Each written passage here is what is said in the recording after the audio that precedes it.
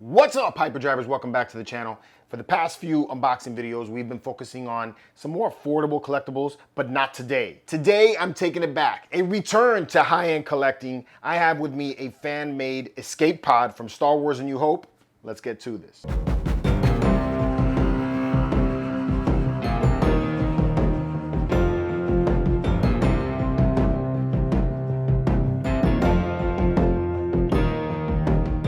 Welcome back, Hyperdrivers, to another unboxing video. I hit a milestone today. We hit 9,000 subscribers on the channel, so I want to say thank you to all of you for the continued support.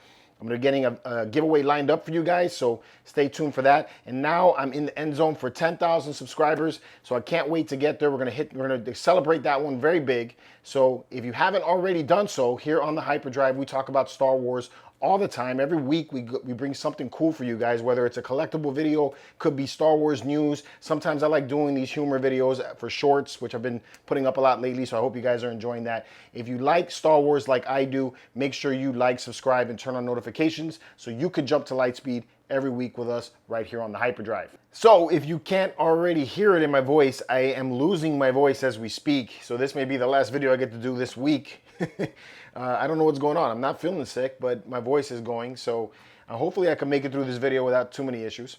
But with me is this awesome prop, this studio scale. It's not studio scale, but a studio replica of the escape pod from Star Wars A New Hope. This is what C-3PO and R2-D2 escaped in when they were trying to evade the Empire at the beginning of the movie.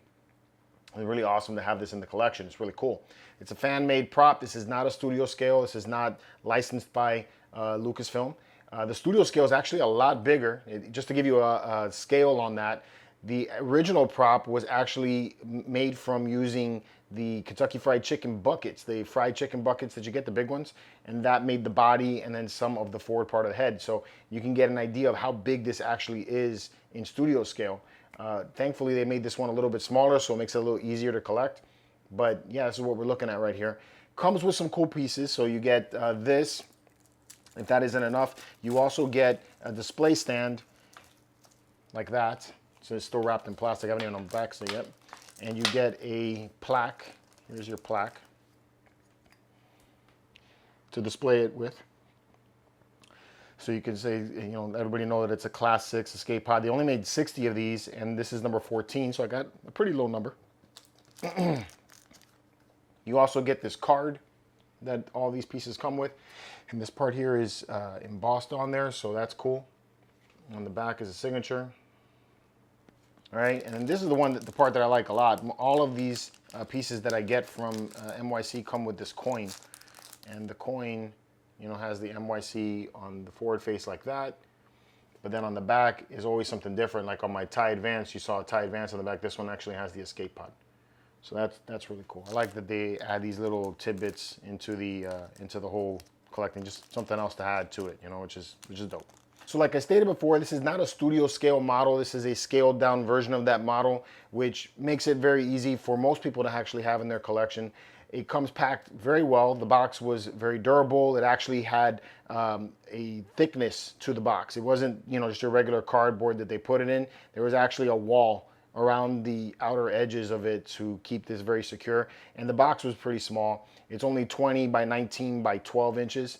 So very easy to ship if you need to. The model itself has a real nice weight to it. It's made out of a resin. So it feels very good in your hand, has a very quality feel to it. It essentially comes in 3 parts with 3 thrusters at the end that have to be attached via magnets. Very simple assembly. The only thing that I would recommend is that you put the rod into the escape pod before you put it into the base. The rod has an angle to it, so it's kind of like curved and then straight on one end, so it only goes in one way, but when it goes into the escape pod, it's at an angle. So trying to put the rod in first and then put the escape pod in afterwards is a little more difficult than doing the other way around. The base itself is elegant. It has a museum look to it. You have this clear acrylic top, and you can see the logos of MYC and then also Sci-Fi Studio Scale models who collaborated with MYC to make this awesome escape pod. So one of the things I really appreciate about this piece is the size.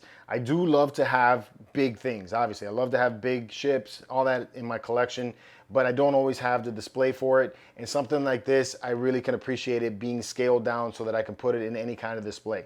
because it's only 12 inches tall, 12 inches wide, and 6 inches deep, makes it very easy to put it in any kind of display, whether you want to put it in a DTOF or a Besta or on the shelf. The model itself is very well sculpted and painted.